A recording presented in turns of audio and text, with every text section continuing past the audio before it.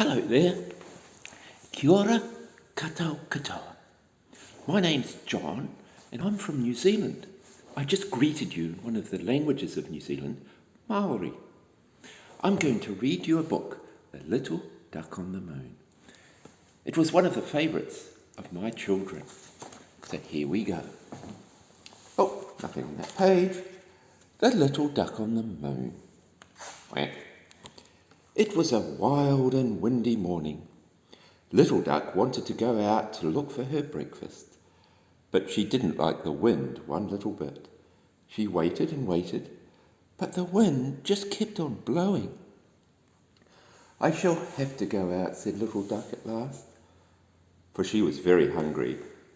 She stepped cautiously out of her nest, but at that very moment, a furious gust of wind swept Little Duck right off her feet and up into the air. "Help!" she cried. Little Duck tried to fly back down to the ground, but the strong wind carried her higher and higher, tossing her around and around until she was quite dizzy. In no time at all, she was above the clouds, drifting further and further from the world below. The pond and trees grew smaller and smaller, until Little Duck could not see them at all. Suddenly, she began to fall. But Little Duck didn't fall back towards the blue earth. She fell towards the moon. Little Duck landed on the moon with a bump. She picked herself up, shook off the moon dust, and wondered what to do next. There did not seem to be any ponds on the moon. Look at all those stars. Just then, Little Duck heard a doot doot behind her. She turned around to see the man in the moon and his dog, Wigwag. "Hello," said the man in the moon. "For a moment we thought you were a broken promise." "I'm not a broken promise," said Little Duck.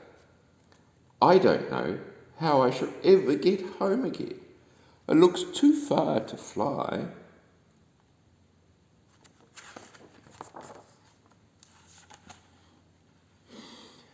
"Well, we'll worry about that later," said the man in the moon.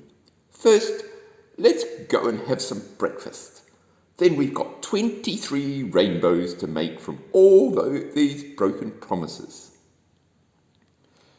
At the mention of breakfast, Little Duck remembered how hungry she was. She jumped straight into the man in the moon's car. The back of the car, see here, was full of broken promises, soft and shiny and all different colours. "Where do the broken promises come from?" she asked. "From the blue earth," explained Wigwag. "That's where I'm from too," said Little Duck.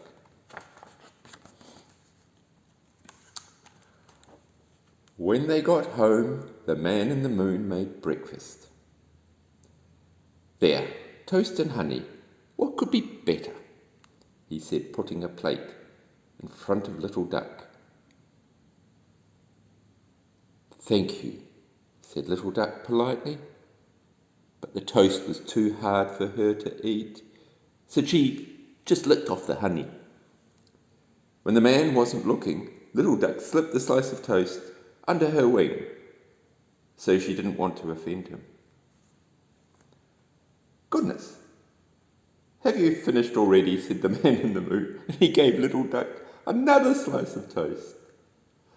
She slipped that discreetly under her other wing. After breakfast, Wigwag and the man in the moon set to work making rainbows, stitching together broken promises with fine thread. "What are the rainbows for?" said Little Duck. "They're for the blue earth," exclaimed Wigwag, "so there will be hope in the world." Wigwag and the man in the moon worked hard, and at last the rainbows were finished. Wigwag tied on the labels. "I know," exclaimed the man in the moon. "We'll send you back on a rainbow."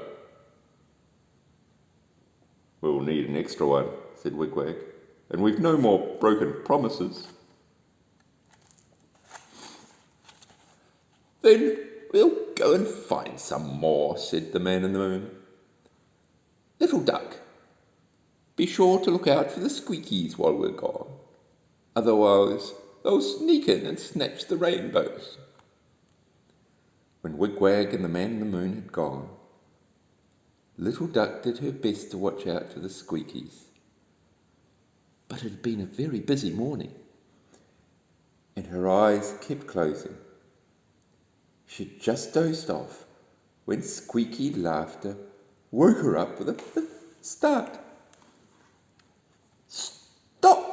shouted Little Duck. "Stop! You mustn't take the rainbows, you mustn't, or there'll be no hope in the world." But the Squeakies took no notice. They were running for the door. Little Duck saw that her only chance was to get there before them. She jumped up and ran across the table as fast as she could. Then, with a tremendous leap, she landed at the door just in front of the Squeakies. "Stop!" shouted Little Duck, spreading her wings to bar the way. As Little Duck lifted up her wings, out fell the pieces of toast. The Squeakies stopped in their tracks. Dropping the rainbows, they sniffed the toast and they began to nibble at it. Soon they had gobbled up both slices and ran off giggling. "Where are those Squeakies?" asked the man in the moon who had just returned. "Thank goodness they didn't take the rainbows. Well done, Little Duck." "I think they just wanted some breakfast," said Little Duck. "Maybe if you leave out toast for them, they'll leave your rainbows alone." Soon Little Duck's rainbow was finished.